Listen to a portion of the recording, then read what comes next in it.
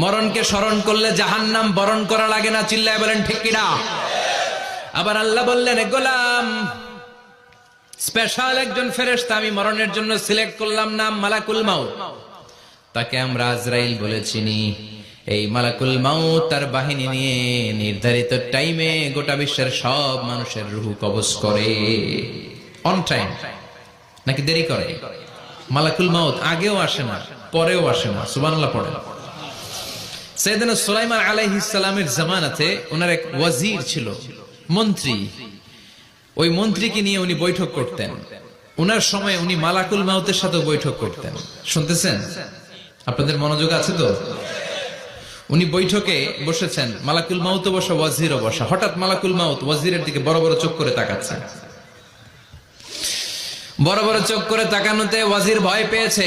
হঠাৎ মালাকুল মাউত চলে গেল। ওয়াজির বলে, ও সুলাইমান আলাইহিস সালাম, এই যে লোকটা বড় বড় চোখ করে আমার দিকে তাকালো, এটা কে? সাইয়েদনা সুলাইমান বলে, হাদা মালাকুল মাউত। যে বর্ণনাটা বলছি এটা হাদিস না, এটা হচ্ছে ইসরাইলিয়া, জিউস ট্র্যাডিশন। কোরআন হাদিসের সাথে কোনো দ্বন্দ্ব নাই, তাই বর্ণনা করা যাবে। বিষ্ণু বলেছেন, বাল্লিগু আন্নি ওয়ালাউ আয়া। আবার বলেছেন, ওয়া হাদিসু আন বনি ইসরাঈল ওয়ালা হারাজ। বনি ইসরাইলের ট্র্যাডিশন বর্ণনা করো, জিউস ট্র্যাডিশন বর্ণনা করো, এতে কোনো সমস্যা নাই। ওয়াজির বলে, ও সাইয়েদনা সুলাইমান, বড় বড় চোখ করে যে তাকালো লোকটাকে? সাইয়েদনা সুলাইমান বলে, হাদা মালাকুল মাউত, এটা মৃত্যুর ফেরেশতা।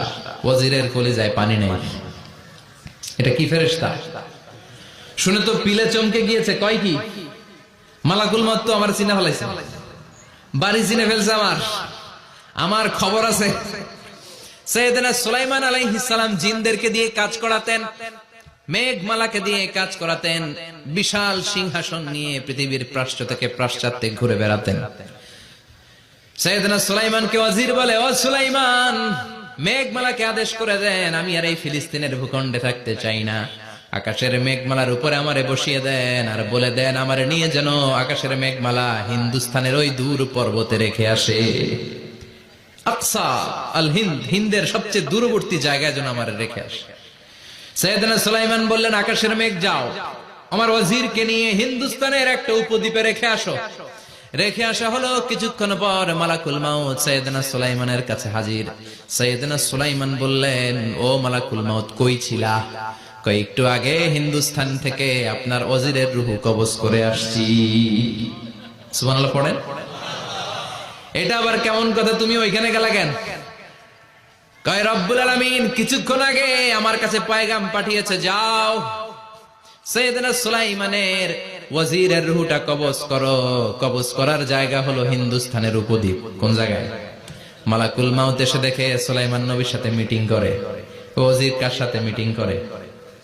সুলাইমান নবীর সাথে। কিন্তু ফরমানে লেখা রূহ কবজ করতে হবে কোথায়? হিন্দুস্তানে। সুবহানাল্লাহ কইবেন না? এজন্য বড় বড় চোখ করে আমি তাকিয়েছি, আর মনে মনে ভাবলাম টাইম তো নাই, কারণ মৃত্যু তো অন টাইমে হতে হয়, এখনই ওর রূহ কবজ করতে হবে। কেমন করে ওইখানে যাবে আমি জানি না, আমি আগে চলে যাব।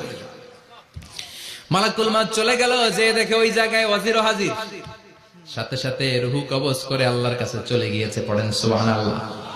এজন্য আল্লাহ বললেন, মালাকুল মাউত আমি নির্ধারণ করে দিয়েছি, পৃথিবীর প্রতিটি মানুষ মালাকুল মাউতকে দেখবে, চাক্ষুষ দেখবে, ভালো হলেও দেখবে, খারাপ হলেও দেখবে। কার কথা? ভালো মানুষ যদি হয়, আল্লাহওয়ালা যদি হয়, ইসলাম প্রিয় যদি হয়, ডানপন্থী যদি হয়, মৃত্যুর সময় মালাকুল মাউত আলা সূরাতি শাবিন আলা আহসানি সূরা, একজন যুবকের আকৃতিতে চমৎকার ধবধবে সাদা একটা জুব্বা পরে, জান্নাত থেকে জান্নাতি কাফন নিয়ে, হানুত মিন হানুতিল জান্নাহ, জান্নাতের সুগন্ধি নিয়ে মুমূর্ষু রোগীর মাথার সামনে এসে বসে যায়, আর দেহটার ইঙ্গিত করে বলে, ইয়া আইয়াতুহান নাফসুত তাইয়্যিবা, ও পবিত্র আত্মা।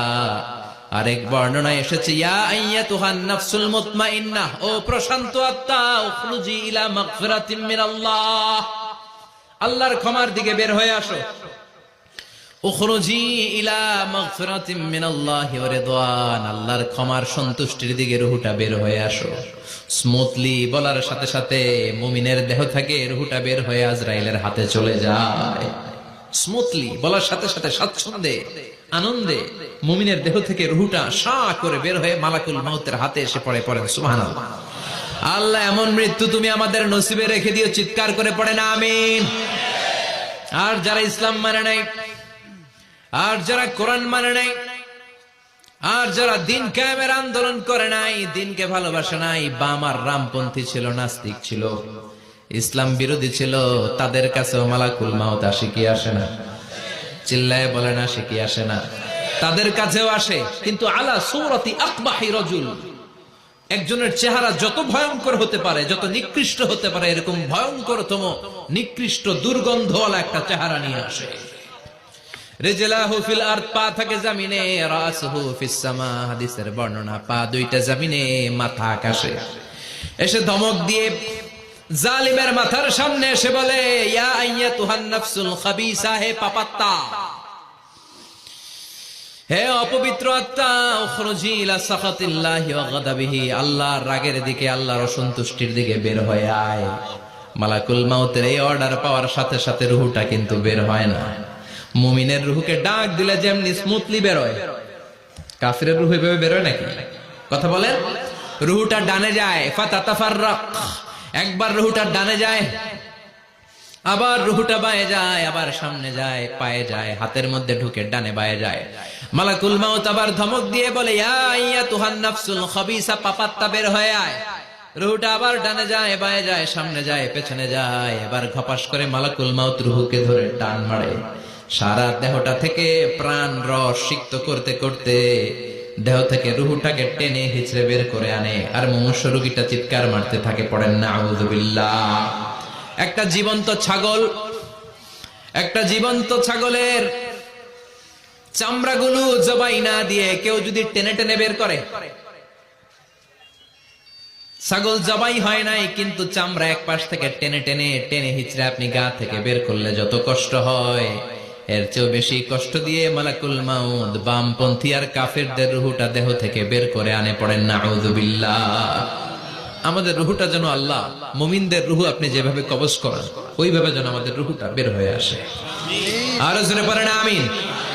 এজন্য আল্লাহ বললেন, বাল তুসিরুনাল হায়াতাদ দুনিয়া ওয়াল আখিরাতু খায়রুন ওয়া আবকা। পাগলের মতো মোহাচ্ছন্ন হয়ে এই দুনিয়াটার পেছনে ছুটে বেড়াও, এই দুনিয়া আসল নয়, আখিরাত হলো আসল। চিল্লায় বলেন ঠিক কিনা?